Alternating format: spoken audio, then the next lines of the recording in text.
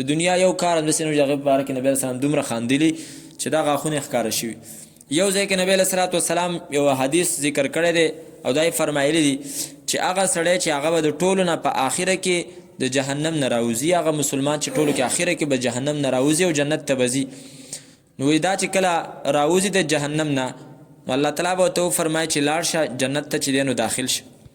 دا به لاړ شي جنت طرف ته، نو دته به دا به ورته معلوم شي چې هلکه خیال کې به راشي لکه چې جنت خو ډک دی، په جنت کې نور ځای نشته دی. نو دا به واپس راشي الله تعالی ته به وایي یا الله جنت خو چې دی نو ډک دی، څه وکړمه؟ الله تعالی به ورته بیا وفرمایي اذهب فادخل الجنة، ځه لاړ شه جنت ته داخل شه. دا به بیا راشي، بیا به چې دی نو جنت ویني چې هغه به دته چې دی نو داسې ښکاري چې لکه دا ډک دی. بیا به راشي الله تعالی ته به ووایي چې الله خو ډک دی، نو بیا به ورته الله تعالی وفرمایي اذهب فادخل الجنة، لاړ شه جنت ته داخل شه.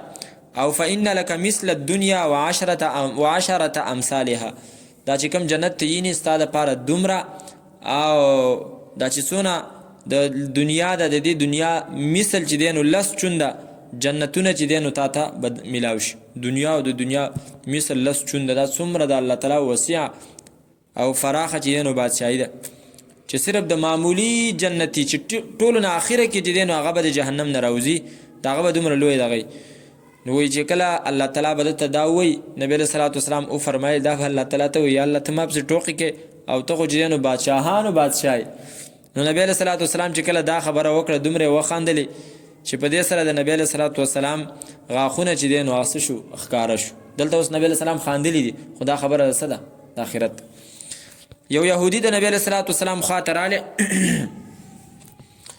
او هغه د نبي علیه السلام نه تپوس وکړو د الله پیغمبره یا محمد انا نجد ان الله یجعل السماوات على اصبعین، زموږ په کتاب کې دا لیکلي دي چې قیامت په ورځ باندې به الله تعالی اسمانونه په یوه ګوته کې دي، ځمکې به په بله ګوته کې دي، بوټي به په بله ګوته کې دي، او دا اوبه او دا لمده خټه دا به په بلې ګوته کې دي، او ټول مخلوقات به په بله ګوته کې دي.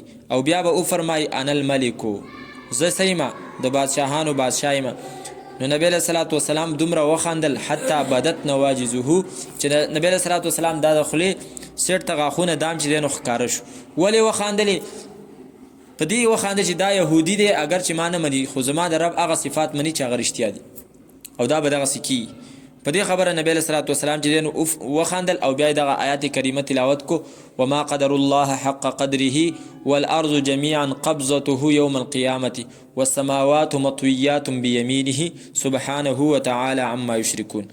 دې دواړو ځایونو کې نبی علیه صلات وسلام خاندلي. په څه باندې خاندلي دي؟ په هغه خبرو چې د هغې تعلق د چا څه دی؟ د آخرت څه دی. دغه رنګې حضرت علی رضی الله تعالی عنه هم داسې خاندلي دي او د هغه په باره کې دغه الفاظ راځي حتی بدت نواجزه، خو هغه په څه باندې خاندلي دي؟ هغه یو جدا خبره ده، د خپل پلار په یو خبره پسې خاندلي اگر چې د هغه پلار کافر و. یو ځای کې نبی علیه صلات وسلام او حضرت علی دوی دواړه لګیا دي مونځ کوي. نو ابو طالب رالی حضرت علی رضی الله عنه فرمایي چې هغه رالی زموږ نه تپوس وکړو چې وراره دا خو زیو. نبی علیه صلات وسلام ته ویل وراره دا سرې کول، دا تاسو دواړو څه کول؟ نبی علیه صلات وسلام ورته وفرمایل چې دا موږ مونځ کوو. او نو نبی علیه صلات وسلام هغه له دعوت ورکړو چې اسلام ته داخل شه. نو دوی ویل چې یاره ستاسو د دین کې څه فرق نشته، څه نقص نشته دی، خو یاره وایي دا تاسو چې دا کم مونځ کولو نو دا په ما زمانه نه کېږي. ویل ولې دنه نه کېږي؟ یاره ویل دا کوناټي را باندې راچوتېدل دا ماته ډېر ګران دي. سجده وکنه، سجده یادول. په دې باندې حضرت علی رضی الله تعالی عنه چې نه دومره وخندل چې د هغه د خولې یو طرف ته بل طرف ته غاښونه چې نو هغه شو هغه ښکاره شو. دا خو د حضرت علی رضی الله تعالی عنه خندا وه. نبی صلی الله علیه وسلم په یو بله موقع کې هم خاندلي چې په هغې کې هم دا غاښونه کلاو شوي ښکاره شوي. هغه کوم ځای کې؟ په هغه ځای کې چې کله نبی علیه صلات وسلام ته خلکو شکایت وکړو د الله پیغمبره بارانونه نشته دی، لکه اوس چې بارانونه نشته، الله دې خیر او د رحمت باران. نو بارانونه نشته، نبی علیه صلات وسلام شړې ته ووتلو د استسقا مانځه دپاره. مونځ یې وکړو، د هغې نه پس یې دعا وکړه. چې دعا یې وکړله نو ورېځې رالی او باران شروع شو. نو نبی علیه صلات وسلام خلکو ته کتل چې خلکو منډې والي او خپلو کورونو ته ننوتل. نو د خلکو منډې ته نبي علیه صلات وسلام دومره وخاندلې چې دې ته وګوره اوس مخکې فریادونه کول اوس دې تښتي چې د نبي علیه صلات وسلام د خولې دغه غاښونه چې دی نو څه شو ښکاره شو. یو سړی د نبي علیه صلات وسلام خواله راغلی او نبی علیه صلات وسلام ته ویل چې ای د عبدالمطلب الکه و بانډچي سړی څوک و بانډچي و.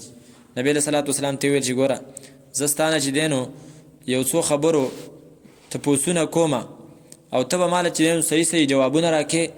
زه به تا نه کیدای شي تپوسونه هم داسې کومه چې هغې کې به تاله قار درځي خو ته به لکه برداشت کې تاله به کیدای شي زه قسم هم در کومه خبره به مې سخته خو ته به څه کې برداشت به کې ته به ماله صحیح صحیح جواب راکې. ویل صحیح ده. نبی علیه صلات وسلام خو ډېر چې دی نو د خوی نه ډېر نرم و. ویل چې صحیح ده چې ته څه تپوس کې نو زه تاله د هغې جواب کوم. نو هغه ویل ته دا چې کوم چا د ځمکه او آسمان پیدا کړي دي ته قسم وخوره چې ته هغه رالیږلی. نبي علیه السلام ویل او قسم مې ویل دا چې کوم ذات ځمکه او آسمان پیدا کړي دي ته قسم وخوره چې هغه تا ته دا خبره کړې ده چې موږ دې په ورځ کې 5 منځونه کوو په ورځ او شپه کې. قسم وخوره چې دا تا ته هغه ویلي دي. نبي علیه السلام ویل چې او ما ته الله تعالی دا ویلي دي. بیا یې ویلې چې زه ستا نه د دې خبرې زه تپوس کومه چې ستا کم کسانو موږ ته راغلي وو موږ ته به هغو مسلې کولې په هغو مسلو کې یوه خبره دا وه چې تاسو به د خپلو مالونو زکات ادا کوئ. نو موږ د خپلو مالونو زکات ادا کوو ته اوس قسم وخوره چې دا الله تعالی تا ته ویلي. نبي علیه السلام ویل چې او دا ما ته الله تعالی ویلي دي. بیا نبي علیه صلات وسلام قسم وخوړ. نو بیا دې سړي ویلي اما والذي بعثک بالحق قسم مې دي په هغه ذات باندې چې ته په حق رالیږلی زه به په دې خبره باندې خامخا عمل کوم او دغه رنګې زه به خپل قوم ته هم ویمه چې تاسو په دې باندې عمل وکوئ. بیا دا سړی لاړی. نبي علیه صلات وسلام دته کتلی دا روان دی. نبی علیه السلام دومره وخاندلې د دې په دې خبرو باندې چې د نبی علیه صلات وسلام غاښونه څه شو ښکاره شو. او بیا یې وفرمایل والذي نفسي بيده لئن صدقا ليدخلن الجنه قسم مې دی په هغه ذات باندې چې زما ساه د هغه په قبضه کې ده که دې سړي رښتیا ویلي او دا کارونه یې وکړل دا به ضرور به ضرور چې نو جنت ته داخلي. دلته هم نبی علیه صلات وسلام خاندلی دي خو دا خبره د دنیا خو نه وه دا د آخرت. د نبی علیه السلام خوله غاښونه ښکاره شوي دي خو دا خبره د څه وه د آخرت. یو ځای کې د نبی علیه صلات وسلام خواته یو کس راغلی بل دی. نبی علیه صلات وسلام خواله راغلی دی او په هیبت کې را روان دی که نه لکه چې څه غټ کار ته شوی رالی د نبی علیه السلام خواته ویل د الله پیغمبره هلاک او تباه شومه. نبی علیه السلام ورته ویل ولې؟ ویل په روژه کې مې د خپلې بیبي څه چې دی نو کوروالی وکړو د ورځې اوس څه وکړمه. نبی علیه السلام ورته وفرمایل چې یو غلام آزاد که یو څټ څه که آزاد که.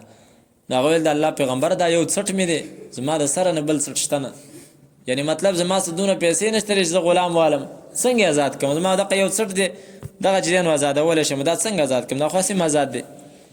نبی علیه السلام ورته وفرمایل که دا نشي کولی بیا 2 میاشتې روژې ونیسه 2 میاشتې.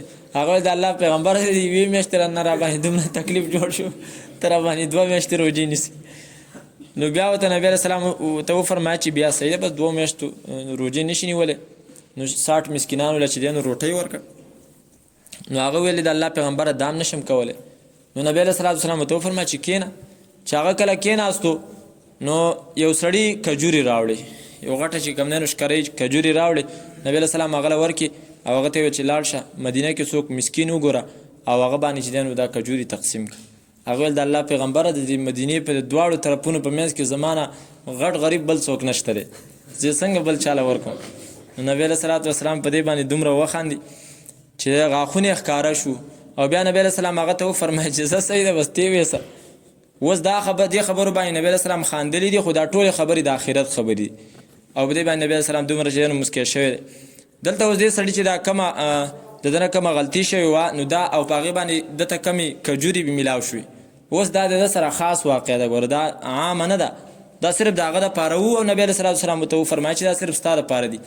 بل کس چې که دا دغه وکړي نو هغه باندې بیا حکم هغه سخت دی هغه بیا جدا حکم دی چې دا بیا یوه روژې وخوړله نو بیا به دا چې دی 2 میاشتې مسلسل روژې نیسي. واخر دعوانا.